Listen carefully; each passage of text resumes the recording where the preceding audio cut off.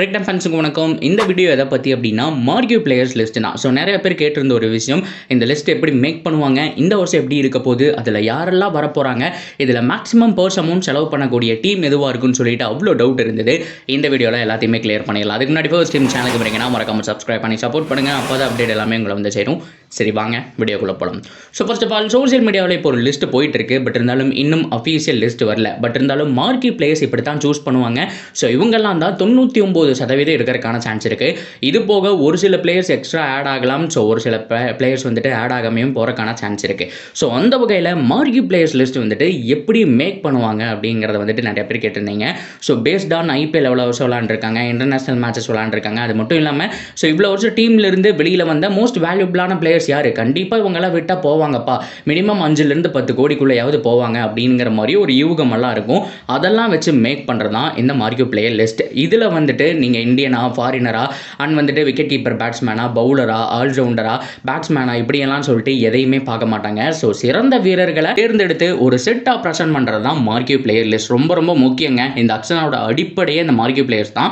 ஏன்னா எந்தெந்த டீமுக்கு யார் யார் வேணுமோ அந்த ஒரு பேஸ்மெண்ட் அமைக்காமல் இருக்காங்க இல்லையா. இன்னும் ஒரு சில டீம் லைக் ஒரு பஞ்சாப், ஒரு ஆர்சிபி எடுத்துக்கலாம், பட்ஜெட் அதிகமாக வச்சுட்டு பேஸ்மெண்ட்காக வெயிட் பண்ணிட்டு இருக்காங்க இல்லையா. அவங்க எல்லாருமே இந்த செட்லேருந்து எடுக்கிறதுக்கான சான்ஸ் இருக்கு.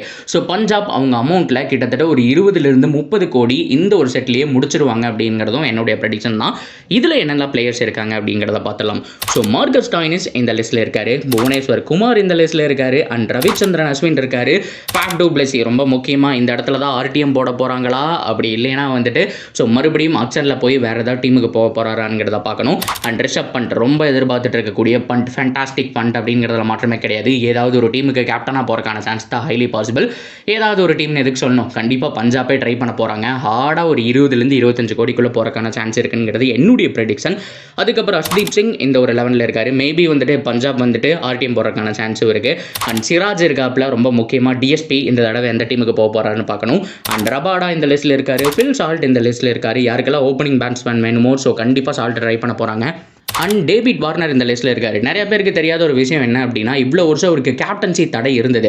ஒரு சம்பவம் நடந்தது. ஸோ அதுக்கப்புறம் ப்ரெஸ் மீட்லாம் அழுதாரு. அதுக்கப்புறம் கேப்டன்சியே வந்துட்டு லைஃப் டைம் பேன் அப்படிங்கிற மாதிரி இருந்தது. ஆனால் அவருடைய மனசெல்லாம் இறங்கி ஆஸ்திரேலியா கிரிக்கெட் வாரியம் வந்துட்டு அனௌன்ஸ் பண்ணியிருக்காங்க, இனிமேல் வந்துட்டு இந்த மாதிரி கேப்டன்சி பண்ணலாம் அப்படின்னு சொல்லிட்டு. ஸோ பிக் பாஸ்ல கூட பண்ண போகிறதா தகவல் வெளிவந்திருக்கு. ஸோ அதேபடி பார்க்கும்போது வார்னரை ஒரு கேப்டன்சி மெட்டீரியலாகவும் சில டீம் வந்துட்டு பார்த்துட்டு இருக்காங்க. அண்ட் யுசி ஜகல் இந்த லைனப்பில் இருக்காரு. ஸோ அதுக்கப்புறம் வந்துட்டு குயின்டன் டிகாக் இருக்காரு. யாருக்கெல்லாம் ஓப்பனிங் பேட்ஸ்மேன் வேணுமோ ட்ரை பண்ணலாம். அண்ட் முகமது ஷமி இந்த லிஸ்ட்டில் இருக்காருங்க. ரொம்ப ரொம்ப முக்கியம், எந்த டீமுக்கு போக போகிறாருன்னு பார்க்கணும். அண்ட் ஸ்ரேயஸ் ஐயர் ரொம்ப ரொம்ப முக்கியமாக அவர் என்ன சொல்லியிருந்தார் அப்படின்னா, என்னுடைய ஃபுல் பொட்டன்ஷியல் என்னன்னு தெரிஞ்சுக்க ஆரம்பிக்கிறேன் அப்படிங்கிற மாதிரி தான் அக்ஷன்லேருந்து வந்திருந்தாரு. ஐ மீன் கேகேஆர்லேருந்து வெளியில் அக்ஷனுக்கு வந்திருக்காரு.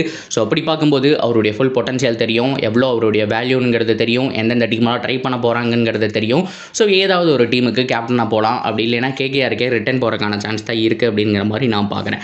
ஸோ இதை தொடர்ந்து இஷான் கிஷன் ஒரு நல்ல opening batsman, wicket keeper batsman from Ranchi அப்படிங்கிறதுனால சிஎஸ்கே கண்ணு வச்சிருக்கிறதுக்கான சான்ஸ் இருக்குது. பட் இருந்தாலும் எம்ஐ கார்ட் போட்டாலும் ஆச்சரியப்படுறது கிடையாது.